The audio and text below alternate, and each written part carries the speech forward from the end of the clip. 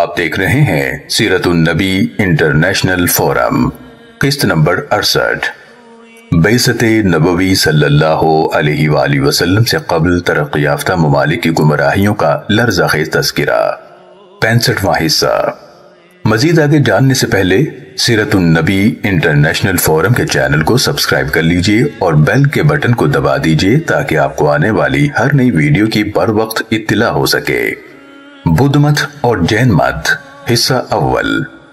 ہندو مت نے ہندی معاشرے کو 4 طبقات میں تقسیم کر دیا تھا اور ان کے درمیان امتیازات کے ایسے پہاڑ کھڑے کر دیے تھے جن کو عبور کرنا ممکن نہ تھا۔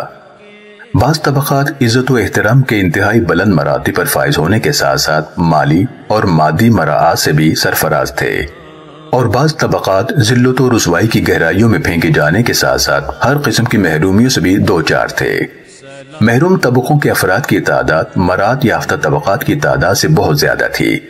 یہ لوگ صدیوں تک ان ناگفتہ حالات میں صبر کا دامن مضبوطی سے پکڑے رہے، کیونکہ انہیں یہ باور کروا دیا گیا تھا کہ انسانی معاشرے کی یہ تقسیم کسی انسان نے نہیں بلکہ یہ ان کے دیوتاؤں کا عمل ہے۔ اور کون ہے؟ جب تک وہ دیوتاؤں کو اپنا دیوتا یقین کرتا ہے ان کے فیصلے سے سرتابی کی جسارت کر سکے۔ لیکن جب تذلیل و رسوائی کی حد ہو گئی تو ان کے صبر کا پیمانہ چھلک پڑا۔ انہوں نے اس غیر فطری انسانیت سوچ طرز معاشرت کے خلاف علم بغاوت بلند کر دیا۔ اس کے علاوہ ہندو مت کی پوجا پاٹ کی رسمیں اس قدر سخت اور کرخت تھیں کہ ان کے ساتھ ہمیشہ کے لیے نباہ ممکن نہ تھا۔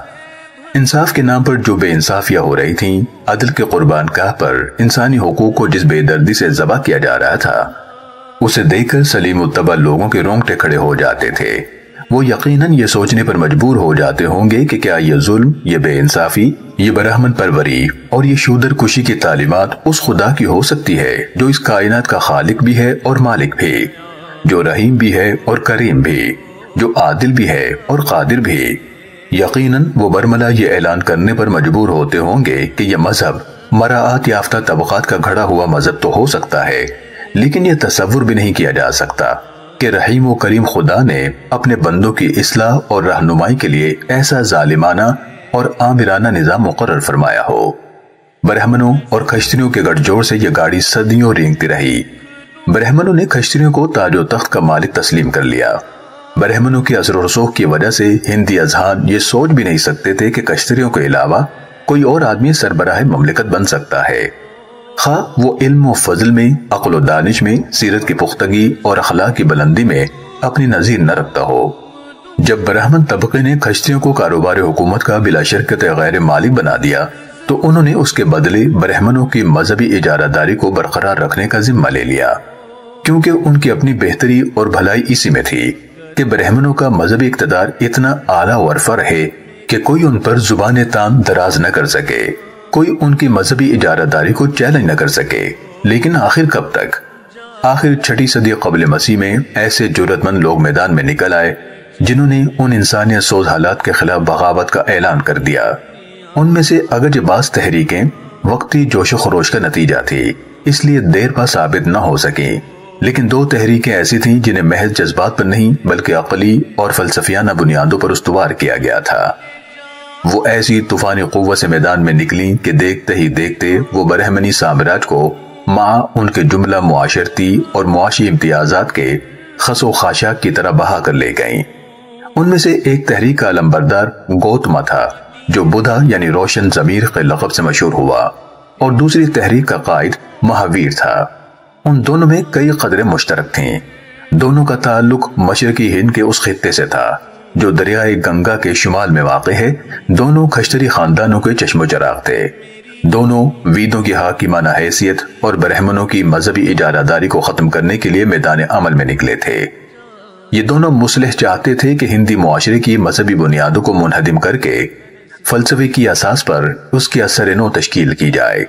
بائیں ہمہ یہ دونوں تحریکیں اخلاقی اور اصلاحی تحریکیں تھیں اور اپنے ماننے والوں کو قلبی اطمینان سے بہراور کرنے کی صلاحیت رکھتی تھیں۔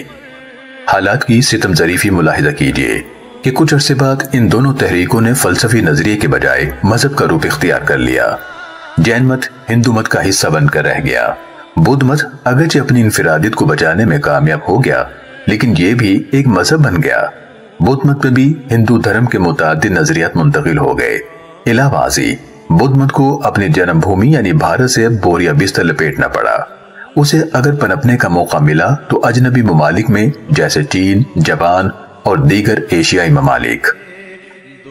جین مت کا اولین پرچارک مہاویر تھا۔ اس نے یہ نظریہ پیش کیا کہ انسان، حیوان، شجر، حجر ہر چیز ذی روح ہے، اور روح جب بدن کے قفس میں مقید کر دی جائے تو اس کی نجات کی ایک ہی صورت ہے کہ وہ اس قفس کو توڑ کر اس سے آزاد ہو جائے۔ اس کے نزدیک دعائیں اور پوجا پاٹ محض بے سود ہیں۔ اس نے اخلاقی اور ذہنی نظم و ضبط کی اہمیت پر بڑا زور دیا۔ بدن کے سارے تقاضوں کو نظر انداز کرنے میں نجات کا راز بتایا۔ جین مت کے مذہبی پیشوا ترک ذات بلکہ فنائے ذات پر اتنا زور دیتے کہ کھانے پینے سے بھی دستکش ہو جاتے، یہاں تک کہ وہ بھوک اور پیاس کی شدت سے دم توڑ دیتے۔ ایسی موت کو بڑی شاندار موت کہا جاتا۔ ان کا دوسرا اصول اہنسا یعنی عدم تشدد تھا۔ وہ کسی انسان یا حیوان کی جان لینا تو کجا، کیڑوں مکوڑوں، جڑی بوٹیوں کو تلف کرنا بھی گناہ کبیرہ سمجھتے تھے۔ ان کے ہاں کھیتی باڑی بھی ممنوع تھی، کیونکہ اس سے بھی کیڑے مکوڑے اور جڑی بوٹیاں تلف ہو جاتی ہیں۔ ان کا پسندیدہ پیشہ صرف تجارت تھا۔ آہستہ آہستہ جین مت ہندو دھرم کے نظریات سے متاثر ہونے لگا۔ مذہبی لوگوں کی طرح انہوں نے بھی کئی دیوتاؤں کی حمد کے گیت گانے شروع کر دیے، اور خود مہاویر کو بھی ایک دیوتا سمجھ لیا گیا اور اس کی پوجا پاٹ شروع کر دی گئی۔ یہ لوگ بے بس و بے کس طبقے کو بھاری شرح سود پر قرض دیا کرتے۔ اس وجہ سے جین مت کے پیروکاروں کا طبقہ ایک دولت مند طبقہ بن گیا۔ اب ان کی تعداد 10 لاکھ کے لگ بھگ ہے۔ ان میں افراط و تفریط کا اندازہ آپ لگائیے۔ ایک طرف ادھر تو نرمی اور عدم تشدد کی یہ کیفیت کہ کیڑوں مکوڑوں اور جڑی بوٹیوں کو بھی تلف کرنا مہا پاپ یعنی گناہ کبیرہ سمجھتے ہیں، اور دوسری جانب غریب اور ضرورت مند افراد سے بھاری شرح پر سود لے کر ان کا خون چوستے ہیں۔ سیرت النبی صلی اللہ علیہ وآلہ وسلم کی یہ قسط دیکھنے کا شکریہ۔ اسے دوسروں تک پہنچا کر صدقہ جاریہ کا حصہ بنیے۔ کسی بھی قسم کی غلطی کے لیے ہم اپنے پروردگار کے حضور معافی کے طلبگار ہیں، اصلاح کے لیے شکر گزار ہوں گے اور آپ کی دعاؤں کے طلبگار ہیں۔ جزاکم اللہ خیرا کثیرا۔ مزید آگے کیا ہوا یہ جاننے کے لیے دیکھتے رہیے سیرت النبی انٹرنیشنل فورم۔